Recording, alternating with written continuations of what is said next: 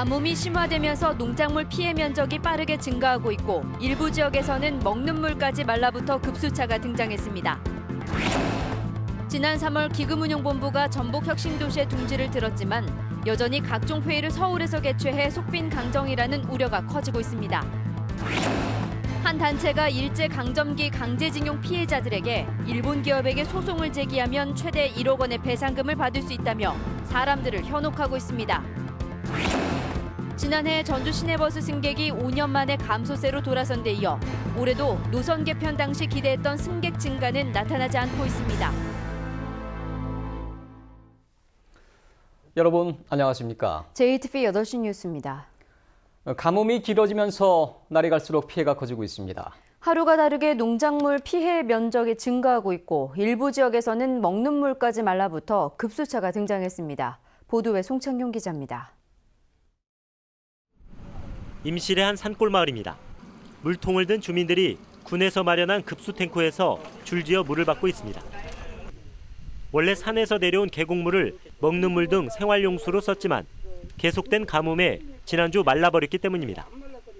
상류는 물론이고 하루가 지금 물이 떠진다는 게 지금 역사상 처음 같아요, 우리 마을에. 이러다 보니까 식순환으로 지금 주민들 애를가 많은데 군에서 하루에 2톤씩 물을 공급하고 있지만 겨우 먹는 물 정도만 해결하고 있습니다. 빨래를 질러 못 오고 설거지물도 마음대로 못 쓰고 빨래 걸레에 주물르고 흔들은 물 받아갖고 저 호박 피기 하나 다 죽어버렸어. 호박도 그거 갖다 주고. 인근 마을도 사정은 마찬가지입니다. 3주 전 계곡이 말라붙으면서 70이 넘는 할머니들이 매일 양동이로 물을 나르고 있습니다. 곡석 전답은 떠나서 먹는 식수가 딸리니까 이렇게 물 갖다 주신 분들도 힘들지만 저희도 진짜 한 수대 한 수대 갖다 먹는 것도 너무 힘드네요. 전북에서 수돗물 대신 지하수나 계곡물 등을 이용하는 도민은 6만 8천여 명입니다. 비상급수를 하는 마을이 아직은 2곳에 불과하지만 최근 가뭄이 계속되면서 나머지 지역에서도 물 부족 현상이 심화되고 있습니다. 빠른 시일 안에 큰 비가 내리지 않는다면 비상급수 지역은 크게 늘 것으로 보입니다. JTB 뉴스 송창용입니다. 지난 3월 기금운용본부가 전북혁신도시로 이전한 뒤에도 금융 전문가들이 참여하는 회의를 여전히 서울에서 열고 있는 것으로 드러났습니다. 기금운용본부가 속빈 강정이라는 논란이 커지고 있습니다. 정원익 기자가 보도합니다. 지난 3월 기금운용본부가 전주로 이전한 뒤 서울에서 가진 회의들입니다. 투자위원회 14차례를 비롯해 채권 등과 관련한 대체투자위원회 등 모두 17차례나 됩니다. 비공식 회의까지 더한다면 이보다 훨씬 많을 것으로 추정됩니다. 국내외 금융 전문가들이 참여하는 회의들이 여전히 서울에서 반복되고 있는 셈입니다. 기금운용본부 이전 효과가 크게 떨어질 수밖에 없습니다. 속빈 강정이나 마찬가지라는 지적이 나오는 이유입니다. 게다가 최근 기금운용본부가 서울에 별도의 사무실을 운영하려 한다는 의혹까지 불거졌습니다. 불가피하게 전주에서 열 수 없는 그건 이제 외부의 위원들이 많이 참여하시면서 오는 거하고 또 우리가 주관하는 회의가 아닌 게 있어요. 그런 회의 용도로 만들었습니다. 논란이 계속되자 지역 정치권도 발끈하고 나섰습니다. 기금운용본부 관계자들을 불러 입장을 들은 뒤 국정감사 등에서 관련 의혹을 따지겠다고 밝혔습니다. 앞으로 좀 철저하게 국정감사나 이런 것들을 통해서 정말 완전하게 기금운용본부의 전주시대를 열 수 있도록 그렇게 견인해 나갈 거고요. 우여곡절 끝에 전주로 이전한 기금운용본부가 빈 껍데기가 되지 않도록 전라북도와 지역 정치권의 철저한 감시가 필요해 보입니다. JTB 뉴스 정원익입니다.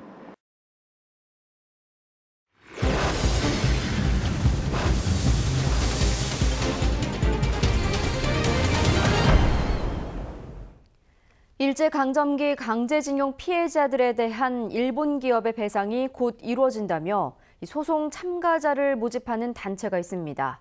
소송에 참여만 하면 최대 1억 원의 배상금을 받을 수 있다며 사람들을 현혹하고 있는데 모집 방식이 좀 수상합니다. 나금동 기자가 현장 취재했습니다. 전주의 한 사무실. 수십 명의 사람들을 모아놓고 강사가 열띤 설명을 늘어놓고 있습니다. 일제강점기 징용 피해자 유족들이 배상을 받을 수 있도록 전범 기업을 상대로 소송을 대리해준다는 얘기입니다. 저희는 민간단체에서 10년 동안 수십억 원을 저희들이 들여가지고 소송을 걸었어요. 그래서 승소를 했어요. 그래서 그 부담금 여러분들한테 저희가 드리려고 그런 거예요. 3만 원의 접수비를 내고 소송에 참여하면 최대 1억 원의 배상금을 받을 수 있다고 말합니다. 그런데 설명을 들어보니 이상합니다. 실제 징용 피해가 있었는가는 중요하지 않다는 겁니다. 이런 의혹을 가지고 있을 수 있어요. 우리 아버지는 할아버지는 일본에 아베다가 나왔는데 그거 여러분들이 어떻게 알아요? 확실하실 수 있으세요? 89세에서 125세 사이, 당시 강제징용이 됐을 법한 조부, 증조부만 있다면 누구든 소송에 참여할 수 있다는 겁니다. 심지어 피해 진술서에 쓸 내용까지 구체적으로 일러줍니다. 최대한 진술서는 천연하게. 그날 갑자기 일본 군사 순사로부터 진용을 하셨습니다. 그리고 몇 년 후 돌아오신 할아버지는 발이 끊어졌더라 20년이었더라. 미심쩍어 하면서도 상당수의 참석자들이 3만 원의 접수비를 냈습니다. 아니 이게 진실인가? 나는 기쁨을 참말로 진실로 주는 건가? 그게 의문이지. 다단계 같기도. 징용 피해자의 유족도 아닌데 소송에 참여하는 게 불법이 아니냐고 물었더니 단체 관계자는 한국인 모두가 피해자라고 말합니다. 지금 우리 강점기 때 우리가 당하지 않은 사람이 어디 있습니까? 단지 국가 기록은 없을 뿐이에요. 피해 유족이 아닌데도 배상을 요구하는 소송에 참여할 경우 소송 사기에 해당돼 처벌받을 수 있습니다. 거액의 배상금을 미끼로 소송에 참여하라고 부추기는 단체들이 징용 피해자와 유족들의 가슴에 또 한 번 상처를 내고 있습니다. JTB 뉴스 나금동입니다. 정부가 금연을 유도하기 위해 다소 혐오스런 사진을 담뱃값에 넣도록 하자 담배 케이스가 인기를 끌었습니다. 그런데 이번엔 케이스를 씌울 것도 없이 혐오 그림을 간단히 가릴 수 있는 스티커까지 등장했습니다. 오정현 기자가 보도합니다. 담배를 사니 편의점 주인이 무언가를 따로 챙겨줍니다. 스티커입니다. 일러준 대로 담뱃갑에 붙여보니 혐오스런 그림들이 감쪽같이 가려집니다. 행복하세요. 응원의 메시지와 함께 매장 이름이 적혔습니다. 따로 그럼 제작을 하신 거예요? 스티커 맛있는데 40만 원 들어갔어요. 저 붙여주면 좋아해요? 다 좋아하시잖아요. 그림 다 싫어요. 담배 케이스 막 붙이고 막 스티커잖아요. 이러한 스티커는 이른바 매너 라벨이란 이름으로 흡연자들 사이에서 큰 인기를 끌고 있습니다. 궁화감이나 막 목에 약간 포스 느낌 막 그런 게 막 자극적인 그림이 많으니까 이거를 붙이는 게 약간 제가 사서 필 때는 그냥 꺼리낌 없이 좀 더 친숙하게 받아들인 것 같아요. 혐오 그림을 가려놓으니 기대했던 금연 유도 효과는 떨어질 수밖에 없습니다. 하지만 당국은 속수무책입니다. 매너라벨 이런 거 만들어서 그냥 제품으로서 파는 것 자체를 저희가 이제 방지할 수는 없거든요. 가리는 그런 스티커 이런 걸 본인들이 직접 사서 구매하는 거를 규제를 할 수는 없고요. 담배를 파는 과정에서 스티커를 붙여주거나 제공하지 못하도록 하는 법안이 발의됐지만 국회에 발이 묶여 언제 개정되고 시행될지는 불분명한 상황입니다. JTB 뉴스 오정현입니다. 지난해 전주 시내버스 승객이 5년 만에 감소세로 돌아섰습니다. 올해도 노선 개편으로 기대한 승객 증가 추세는 아직 나타나지 않고 있습니다. 권대성 기자의 보도입니다. 지난해 전주 시내버스 하루 평균 승객은 14만 6,920명입니다. 1년 전보다 460명가량 줄었습니다. 장기 파업 사태로 줄었던 승객이 2012년부터 4년간 꾸준히 늘다가 다시 줄어든 겁니다. 문제는 60년 만에 전면적인 노선 개편이 이루어진 올해도 승객 수 회복 추세를 확인하기는 어렵다는 점입니다. 전주시는 2020년까지 이용객 10% 증가를 목표로 세웠습니다. 노선이 바뀐 지난 2월부터 넉 달간 버스 운송 수익금은 지난해 같은 기간보다 평균 3.6% 늘었습니다. 하지만 버스 요금이 평균 8% 오른 걸 고려하면 승객이 늘었다고 단정하기는 어렵습니다. 시내버스 노선 개편 이후에 승객이 증가세로 이어지진 않았지만 저희가 다양한 모니터링을 실시를 해서 시민들의 불편을 해소하고 또 다양한 대중교통 정책을 실시해서 승객을 점차 늘려나갈 생각입니다. 전주시는 친절도 개선과 더불어 일정 기간 무제한으로 버스를 탈 수 있는 정기권 같은 제도 도입을 검토하기로 했습니다. 승객이 늘지 않으면 버스업체 수익은 줄고 보조금 지원은 늘어 예산 부담은 커지게 됩니다. 지난해에만 무료 환승 등의 보조금을 빼고도 지원된 손실 보조금은 100억 원에 이릅니다. JTB 뉴스 권대성입니다. 임대료를 지나치게 높게 인상해 전주시로부터 고발 조치된 부영주택이 이번에는 분양률 뻥튀기로 적발됐습니다. 국회 정동영 의원은 부영주택이 지난 2월 창원의 아파트를 분양하면서 실제 4.1%인 분양률을 43.9%로 10배 이상 부풀려 신고한 사실이 최근 국토부 확인 과정에서 뒤늦게 드러났다고 밝혔습니다. 정 의원은 건설사가 정보를 속이고 위험을 소비자에게 전가하기 쉬운 만큼 부동산 거래 신고법에 처벌 조항을 신설하고 소비자가 80% 이상 지어진 아파트를 보고 사는 후분양제가 필요하다고 말했습니다. 장학금 강제 모금 의혹으로 경찰의 수사 대상에 오른 정헌율 익산시장이 관련 의혹을 부인했습니다. 정 시장은 익산시청 기자실에서 특정 업체에 장학금을 강요했다는 건 사실 무근이며 경찰이 소환하면 언제든지 응하겠다고 밝혔습니다.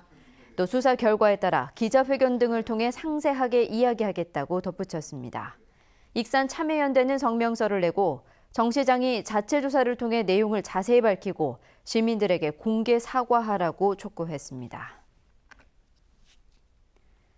전라북도는 문화체육관광부 공모사업에 선정돼 내년까지 전주 만성지구에 123억 원을 들여 지역 거점형 콘텐츠 기업 육성센터를 건립한다고 밝혔습니다. 지역 거점형 콘텐츠 기업 육성센터에는 30-40개 기업이 입주해 지역의 문화유산 자원과 첨단 기술을 접목한 관광 콘텐츠와 게임 등을 개발하게 됩니다. 사흘 뒤 무주 태권도원에서 개막하는 2017 세계 태권도 선수권 대회 토마스 바흐 국제올림픽위원회 IOC 위원장이 참석합니다. 바흐 위원장은 대회 폐회식에 참석한 뒤 7개월 앞으로 다가온 평창 동계올림픽 준비 상황을 점검할 예정입니다. 전북에서 채집한 야생 진드기에서 감염병인 중증 열성 혈소판 감소 증후군 바이러스가 검출돼 각별한 주의가 요구됩니다.